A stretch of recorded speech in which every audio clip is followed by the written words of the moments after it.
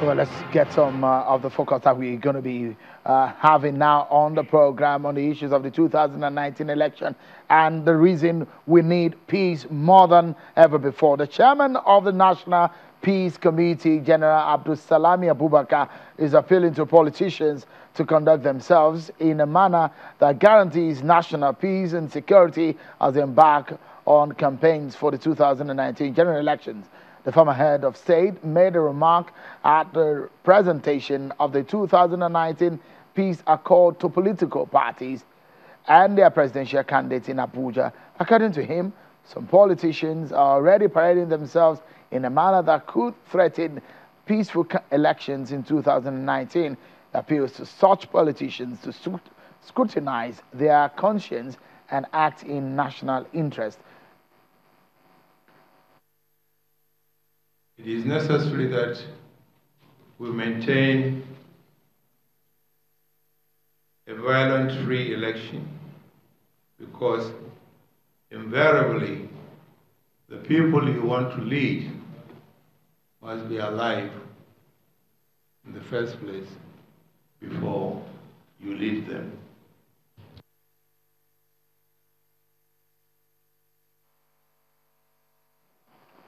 Well, let's tell you about some other stories relating to this one. Today, the People's Democratic Party inaugurated its presidential campaign council and also held a National Executive Committee meeting amidst series of issues discussed and agreed on at the PDP NEC.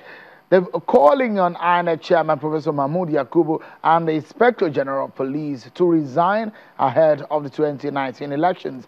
The PDP National Chairman, who addressed the gathering in Abuja, insists that the INEC Chairman lacks the will and capacity to deliver free and fair elections and that the police boss is working for the incumbent government to arrest and intimidate opponents. Because we called on the INEC leadership, headed by Professor Yakubu, to quietly resign because he doesn't have the strong will and courage to conduct free and fair election. He should resign. We also call on the Inspector General of Police to resign because I've never witnessed in the history of our nation, from the First Republic, even in the military time, we have never seen this kind of act and the way and manner the police force have been used by the government of APC against the ordinary citizen. But the NEC meeting of the PDP is the first since the party's convention in Port Harcourt, where Atiku emerged as the presidential candidate of the party. Well, let's get down to business, everyone. Today, we shall be talking about the 2019 elections and the issues of peace and how we can guarantee credible conduct of the exercise. That's what takes our attention tonight on the program. With a series of concerns raised here and there, what should be done to achieve a peaceful, credible election? Let's get to the conversation, everyone. Tonight, joining me on the panel are two presidential candidates. Mr. Shitu Muhammad is a presidential candidate of the Advanced People's Democratic Alliance, APDA, and Mr. Ali Shoyode is a candidate of the Yes Party. Also with me is Ambassador Usman Seriki, our former Deputy Permanent Representative to the United Nations. Thank you so much, gentlemen, for coming on the program. Thank you. Thank you. Let me begin with you, Ambassador Seriki. Is there anything you think that has posed so much of a threat to what could give us a guarantee a peaceful election in 2019? Well, no matter how small the threat is, it is the concern of government and Nigerians to be worried about it. It is a legitimate expectation that the government, the country, the state will address any seeming challenge to the integrity of the country and the peace, the securing of the peace.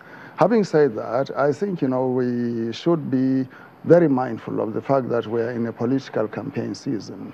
And matters tend to be blown out of proportion in terms of the contextual approach, of issues, so that, politicians will look at it in the prism of their party politics.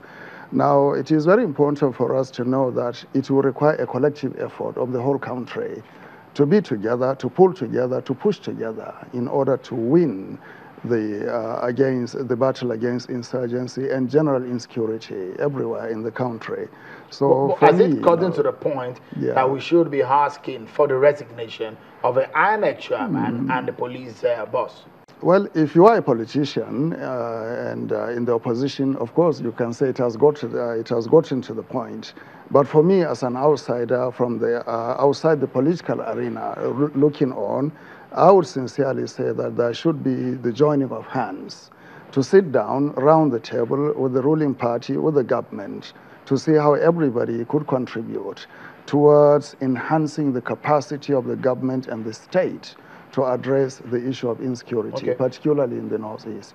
Asking for resignation of this and that, to me, is neither here nor there. It doesn't address this situation. It doesn't provide a remedy to the immediate existential situation we are facing right now. Let me come to you, the APDA presidential candidate. You and your colleagues yesterday, you came together and you are raising concern about the issues of security. Are things that bad? For us, despite saying the security situation, we should look at patriotism should be the bane of our judgment. In our own judgment, we are calling that the security apparatus in the country should be reoriented to be civil in their dealings on electoral matters. And the main point that raised concern to us more is that you look at just 2 months to the election, the National Assembly are sending bill to Mr. President. And Mr. President, I know we signed that bill. And we are saying, look, Mr. President, if you sign this bill, there are issues inside that could jeopardize the 2019 election. That is our fear. The bill is suspect. It's a suspect, big suspect. If you look at 84, section 84, 87, where then 85, first of all, you are talking at this hour of electronic voting and transmission. At 2 months to the election, how do you enlighten the citizens? How do you enlighten our rural populace? And then, secondly, you are saying, okay, the supremacy of the party, which cannot be contested with, because the Supreme Court, over 3 Supreme Court rulings, has stipulated that parties are supreme in their judgment towards primary elections. They brought this so that there will be no primaries conflicts. Now you are saying, okay, the party cannot decide that. It has to be by the rule and by the... Now what you are saying is that as soon as Mr. President signed this bill, within this short period, there will be litigations and people goes to court.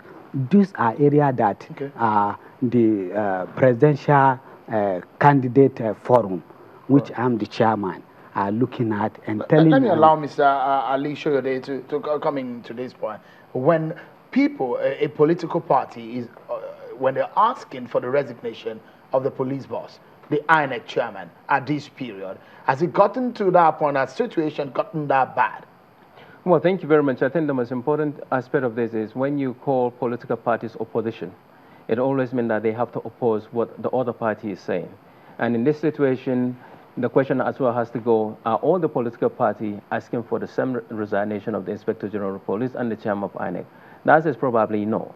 So now you have to take into consideration, why are they demanding for his resignation? There's quite a lot of things that have gone wrong in the system. You can take typical example of 3 elections that took place in 3 states, that a lot of people felt that that was not right, it wasn't legal, and some elections were inconclusive. So for that, of course, it gives the electorate, it gives all the political party reason to be worried about the implication of the 2019 election. But from Yes Party point of view, and your office as the presidential candidate of the Yes Party, do you think that the INEC boss should step aside, or the IG of police should be removed for these reasons? Well, I think the most important thing really is not about their removal, because let's be realistic about the situation in the country. It's not going to happen.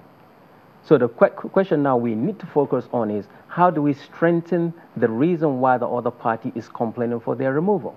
What can we do to make sure that it doesn't happen? For me, that's the reality of the situation, because it's not going to happen. He's not going to remove the Inspector General of Police, no matter what it is.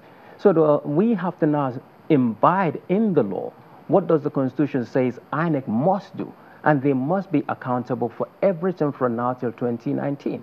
The same thing with the security system. A lot of people, of course, are concerned, but nevertheless, because now the election is going to be held across as many as 30 states in the country and the 36 for the presidency. So do they have the capacity? And we must make sure that indeed they provide a capacity, they provide a security for the electorate and the people of the nation. All right. We'll take a break now. The three wise men with me here in the studio are giving sense to the issues we're discussing tonight. It's very important. If you're a voter, you have your permanent voter card and you're ready to vote, you need to know whether it's secure enough to vote in 2019 and who are you voting for. That's a very important issue. It's very critical. 2019 election is in sight. We'll talk more about this when we return from this break, everyone. Join us again.